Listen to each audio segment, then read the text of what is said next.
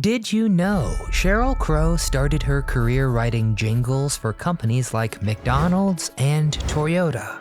I know it's hard to believe, but this Missouri-born missus has come a long way from her humble beginnings. And on top of her long road to the top, it seems she's been involved with just about everybody who's anybody in some capacity, whether that's songwriting or just having some fun. But the deeper you look into Cheryl's past, the more confusing things get. Are the rumors about secret rendezvous with stars like Blake Shelton and Eric Clapton true? What does she have to say about Lance Armstrong? What about Kid Rock? And what's the deal with her 2 kids? Most importantly, why hasn't Sheryl Crow ever gotten married, despite being engaged 3 different times? Today we're gonna answer all these questions and more, from brutal backstabbings and betrayals to media meltdowns. We're gonna discover which men almost, but not quite, destroyed Sheryl Crow.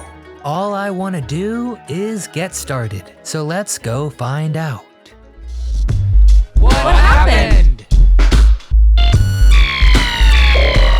Eric Clapton, along with Billie Jean, Sweet Caroline, and Cecilia. The tune Layla is right up there in the pick a woman's name genre of songwriting. No, seriously, it's an incredible tune. But while Eric does not have a song called Cheryl, he was briefly involved with the lady herself during the late 1990s. But what really went down between them? And how did the experience almost destroy Sheryl Crow? Well, Cheryl was a budding star when they began shacking up. Eric Clapton was, well, Eric Clapton, 17 years her elder and a well-established legend. The relationship obviously wasn't anything seriously long-term, but the two were seen in public several times, including at Cheryl's bombastic performance at Central Park. Not long after that, Cheryl sank into a deep depression. Her next album featured the song My Favorite Mistake, an upbeat tale of a philandering, cheating, and lying partner. Well, who the heck could that be about? While I do love his work with Cream, Eric isn't exactly known for being the cream of the crop as a family man. So I think it makes sense that the Vicious track is aimed at him. Target locked. Now, to Cheryl's credit, she has claimed it isn't about anybody in particular. And it's also true that decades later, they worked together on Cheryl's 2019 album. Lance Armstrong. For more than 2 years, Cheryl was madly in love with Lance Armstrong. Then she fell off the bike. So did he really push her to the lowest point in her life? Most of us regular folks meet our spouses at normal places. Dive bars, funerals, garage sales. But Lance and Cheryl met where famous folks do, at a charity event. And they quickly dove into a passionate romance. Cheryl was even there after Lance's incredible 2004 Tour de France win. They shared a kiss that was described as fiery and nearly never-ending. It seemed like this would finally be the forever relationship Cheryl was looking for. And it wasn't just physical. Lance had more baggage than a hoarder on vacation, 3 kids from a previous marriage. But Cheryl embraced Lance's complicated family.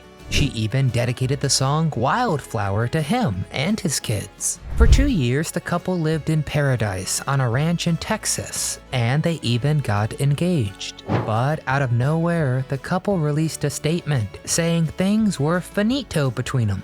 So what happened? Well, the public got a hint mere weeks after they split up, when Cheryl was diagnosed with breast cancer. So people assumed Lance left her because of the illness. Now Cheryl was vague on the question. She just said she couldn't be angry at Lance for being who he was, but she also described the breakup as like a death, like having a part of her life amputated. Meanwhile, the media was camped out on her front line, trying to get an exclusive peek at Cheryl at rock bottom.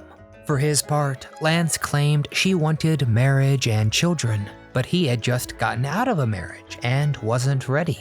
He said they were up against her biological clock. Kind of a ballsy statement for a guy who, yep, you know. Decades later, Cheryl has hardened against the famous cyclist. She says she doesn't think about him at all, and that she made herself really small when they were together. Now that's pretty funny because Lance famously made something of his very small too. Other entanglements. For decades, Cheryl was one of the hottest commodities in the music biz. Rumors of her and just about anybody who had ever picked up a guitar, and many people who didn't, ran rampant through the Hollywood Hills. But how many of these are actually true? Kid Rock. Ever since the two collaborated on the 2002 track Picture, rumors have abounded about these two Midwest marvels. Did Cheryl ever canoodle with the Detroit cowboy himself? Well, it doesn't appear to be the case. In fact, Cheryl and Kid have actually clashed quite a bit. Once, when Kid had some ideas about how Taylor Swift really got famous, Cheryl stepped in to defend the younger star. And in 2017, she sang, quote, "If Kid Rock runs for Senate, I wouldn't be surprised. But not over my dead body, 'cause dude, I'm still alive." Yeah, that sums it up for me. Kid Rock is not quite on Sheryl Crow's level. Owen Wilson. Alright, so the two met as Cheryl was trying her hand at acting on set of a movie they starred in together, 1999's The Minus Man. And it's true, Cheryl and Owen Wilson seriously dated for 2 years. It's not clear what caused the breakup, although there doesn't seem to be any serious animosity between them. But hey, they would have made some cute blonde babies. Brad Paisley. Sheryl Crow struggled for years before getting any recognition for her music, and she had to market herself like a pop starlet to even get her foot in the door. But Cheryl has revealed it was actually Brad Paisley who encouraged her to come back home to country music. He's very encouraging, he's very adamant, and I said, look, I would love to do this. After she nailed a performance of Coal Miner's Daughter with Loretta Lynn and Miranda Lambert, he actually pleaded for her to embrace the genre she did love the most. Oh, it's so good to be back home again. While Brad held open the door to country music, it doesn't seem like he ever did the same in his bedroom, because we could not find any record of the two hooking up. Why did Cheryl never get married? Cheryl has been engaged 3 times, and each of those relationships ended in disaster. The first engagement, she was in a religious music cover band, and seriously in love with her bandmate. But he told her unless she dedicated her entire life to Jesus tunes, they could never marry. Another time was to Lance Armstrong, and she's actually never revealed the third. But it's been years since those failed relationships. How has Sheryl Crow, of all people, failed to find a suitable match? Cheryl has said the circumstances rarely work out in her favor, and she usually picks people who just don't want to get married.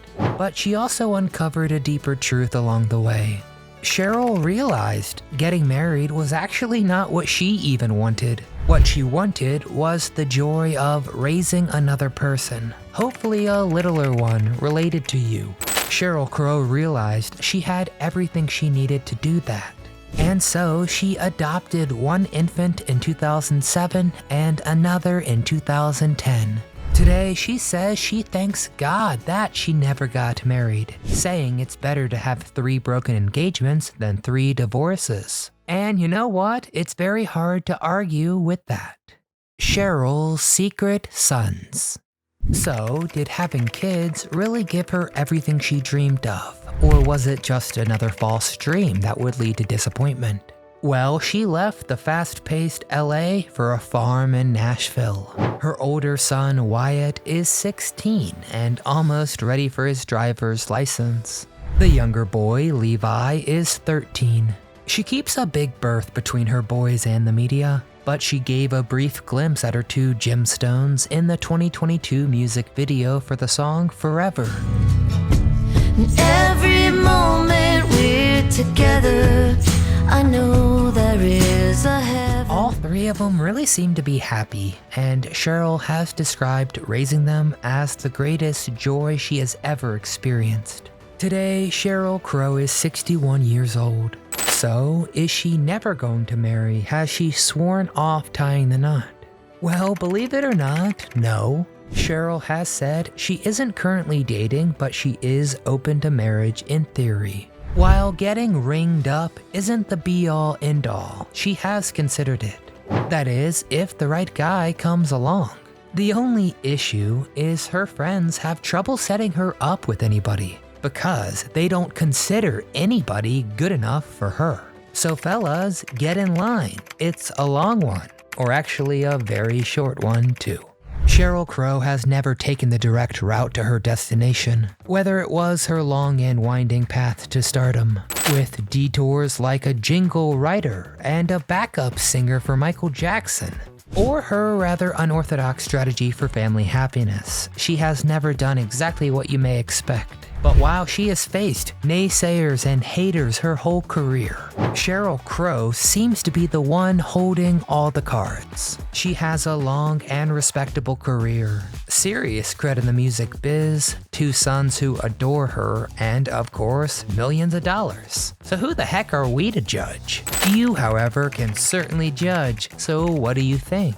Is Cheryl Crow telling the truth about her happiness? Who would you like to see her with? And you can't say yourself. Get in the comments and tell me your thoughts, and also tell me your favorite Cheryl Crow song. What's a movie or TV show you've seen her in? We can't wait to read your thoughts. If you enjoyed today's deep dive, please give the video a thumbs up, subscribe to our channel, and come back often so we can keep telling you What